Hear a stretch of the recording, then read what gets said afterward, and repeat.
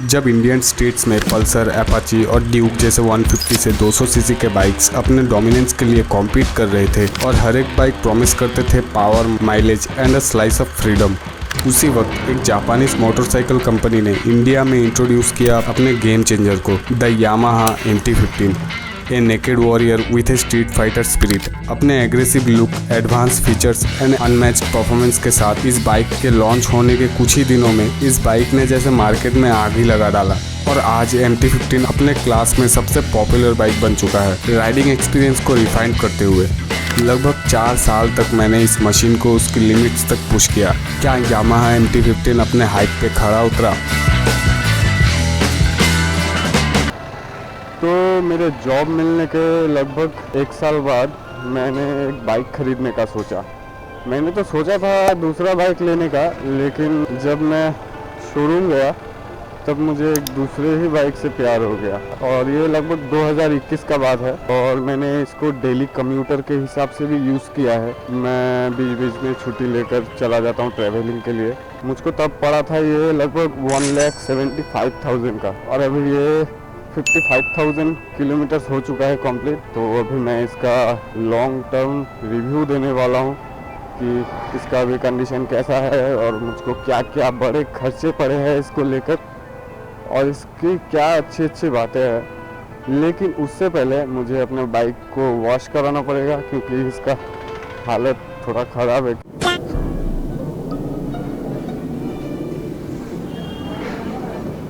क्या लुक है भाई इस बाइक का।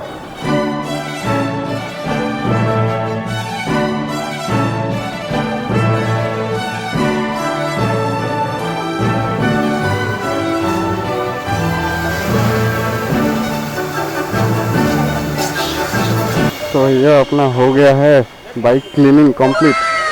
ये अभी पूरा चमचमा रहा है एकदम। थैंक्स। तो सबसे पहले बात करते हैं इसके इंजन के ऊपर।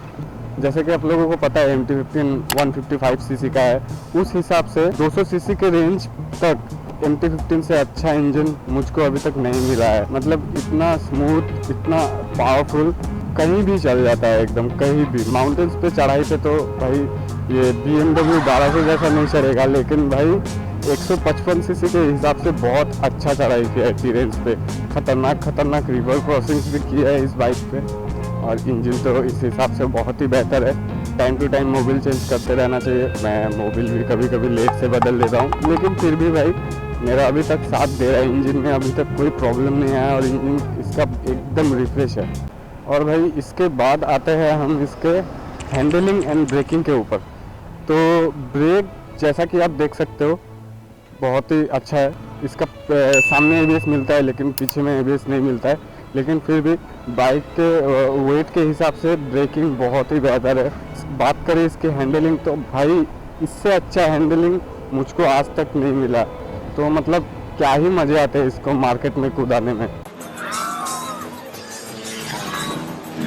क्योंकि ये इसका वेट ज़्यादा नहीं है। तो 120 के स्पीड के बाद से हैंडल थोड़ा सा विगल करता है और बाइक भी पूरा वाइब्रेशन होता है, लेकिन भाई उतना स्पीड आपको ज़रूरत नहीं है क्योंकि अरे साला अच्छा ब्रेक हो जाता।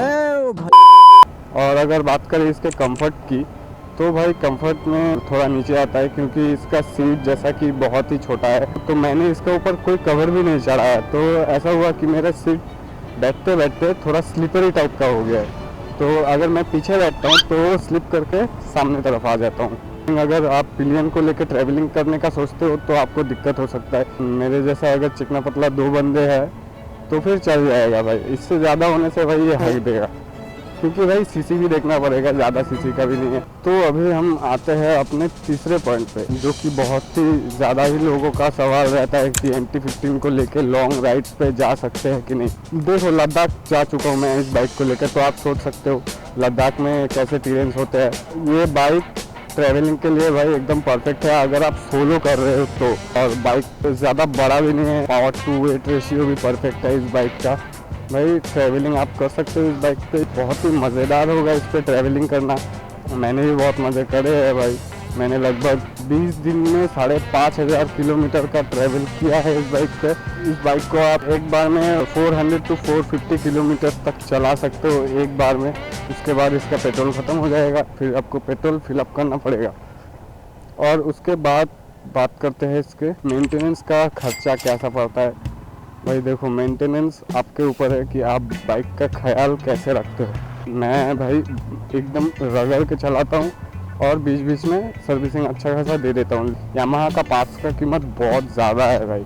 आप अगर पीछे का और सामने का दोनों ब्रेक शू मिला के लगाओ तो आपको लगभग 1600 का पड़ जाएगा दोनों ब्रेक शू मिला के। 55,000 किलोमीटर पे मैंने अभी तक 3 बार इसका चेन चेंज किया है, दोनों टायर्स चेंज किए हैं, फ्रंट एंड रेयर दोनों MRF के टायर लगे हुए हैं। MRF मो ग्रिप मैंने लॉन्ग राइड्स के लिए लगाया था ये दोनों टायर। और भाई सच बता रहा हूँ, इससे अच्छा टायर मुझको आज तक नहीं मिला। कैसे ही कीचड़ वाले रोड्स में इस टायरों ने बचा लिया है। खर्चा एवरेज आप अगर मान के चलो, आप 3 महीने बाद कराते हो या फिर 2 महीने बाद कराते हो तो भाई 2 से 3 हज़ार रुपये मान के चलो आपका खर्चा आएगा। ये तो हुआ आपका सर्विसिंग का खर्चा। मेरा सेल्फ मोटर ख़राब हो गया था, मैंने इसके ऊपर एक अलग से ब्लॉग बनाया है कि सेल्फ मोटर का क्या हालत हुआ था मेरा। उसका खर्चा मुझको लगभग 4,500 का पड़ा था। मैंने एक बार बैटरी चेंज किया है और वैसा कुछ मेजर चेंजेस नहीं आए हैं। 2022 में गैंगटॉक गया था। गैंगटॉक से आने के टाइम में मेरा बाइक का एक बार एक्सीडेंट हुआ था, जबकि मैं चला भी नहीं रहा था, मेरा दोस्त राइड कर रहा था और मैं पीछे बैठा हुआ था। तब मेरा बाइक में इधर अभी तो इंजन गार्ड लगा हुआ है, लेकिन तब फ्रेम स्लाइडर लगा हुआ था और भाई फ्रेम स्लाइडर ने मेरा पूरा बाइक बचा लिया। तो भैया जैसा कि मैं अपना लॉन्ग टर्म रिव्यू दे रहा हूँ तो इसमें तो माइलेज का बात होना ही चाहिए। तो जैसा कि MT-15 में बताया जाता है कि आपको 45 का माइलेज मिलता है, लेकिन ये बात गलत है।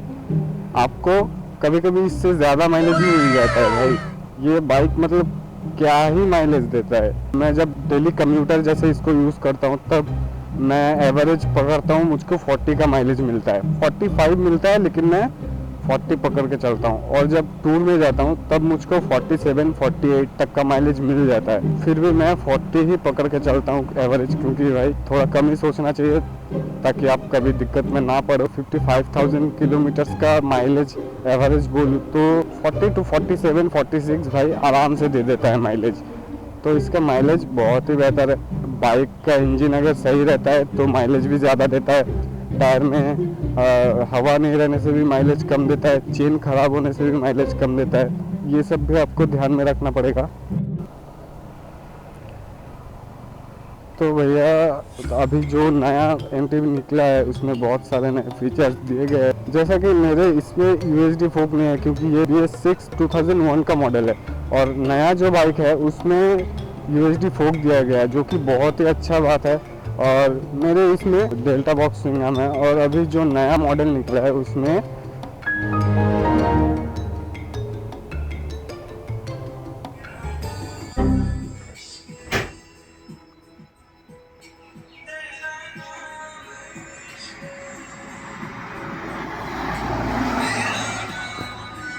और अभी बात करते हैं इसके कुछ प्रोस एंड कॉन्स के बारे में। भाई ये बाइक एकदम परफेक्ट है इस प्राइस रेंज के हिसाब से। अगर आप डेली कम्यूट करना चाहते हो इस बाइक से कर सकते हो। इस बाइक का अगर आप लुक देखो तो लुक भाई एकदम खतरनाक लुक है। मैं जब शोरूम में R15 लेने गया था तो इस बाइक का लुक देख के मैं पिघल गया भाई। परचेस करने के बाद मुझको कभी भी ऐसा लगा नहीं कि नहीं मुझको दूसरा कोई बाइक लेना चाहिए था या फिर R15 ले लेना चाहिए था। क्योंकि भाई देखो, लॉन्ग राइड आप स्पोर्ट्स बाइक में नहीं कर सकते। आप कर सकते हो, क्यों नहीं कर सकते हो, लेकिन इस बाइक में जो कंफर्ट है वो आपको नहीं मिलेगा। भाई मैं इस बाइक को लेके मार्केट में सब्जी लाने भी जाता हूँ तो उस काम में भी ये बाइक बहुत ही अच्छा है भाई। दोनों तरफ दोनों बैग लगा लेता हूँ, पीछे वाले ग्रैब रेल में बस मेरा काम हो जाता है। तो 55,000 किलोमीटर चलाने के बाद मुझको बुराई के हिसाब से मतलब यही बुराई लगता है कि भाई इसका सीट थोड़ा और बड़ा होना चाहिए था। जैसा कि मैंने इसमें बैक रेस्ट अलग से लगाया हुआ है तो मेरा वो दिक्कत भी ख़त्म हो गया है। बैक रेस्ट की वजह से मेरा सीट थोड़ा और बड़ा हो गया है तो बैठने में दिक्कत नहीं होता है। और अगर आपके पास भी MT-15 है तो आप बैक रेस्ट लगा के सीट को और भी बेहतर बना सकते हो। अगर आप बाइक लेना चाहते हो तो भाई देखो, कोई भी बाइक लो, कितना भी कीमत दे के लो, कुछ ना कुछ तो कमी रहता ही है। उस हिसाब से इस बाइक में भाई बहुत कम कमियां हैं, तो आप इसको डेली कम्यूट करने के लिए भी ले सकते हो, और अगर आपको ट्रैवलिंग के लिए चाहिए तब भी आप ले सकते हो। यही था मेरा बाइक का ओवरऑल रिव्यू आफ्टर 55,000 किलोमीटर्स। और अगर मैंने कुछ भी मिस कर दिया और आपको कुछ जानना हो तो आप कमेंट कर दो, आपको अपना जवाब मिल जाएगा। ये बाइक भगाने में जो मज़ा आता है ना भाई, क्या ही बोलूँ भाई, चीते की तरह भागता है एकदम।